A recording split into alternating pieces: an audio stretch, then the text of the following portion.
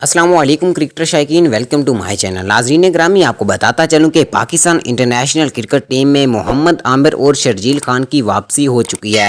नाजरीन ग्रामी, आपको बताता चलूं कि पीसीबी के नए चेयरमैन नजम सेठी ने आते ही पाकिस्तानियों को और क्रिकेटर शायकीन को एक बड़ी खुशखबरी से आगाह कर दिया है। ख़वातीनो हज़रात, दो लेजेंड प्लेयर की एक कलील अरसे के बाद पाकिस्तान इंटरनेशनल क्रिकेट टीम में वापसी हो चुकी है। ख़वातीनो हज़रात, आइए आपको मुकम्मल तफसीलात से आगाह करते हैं।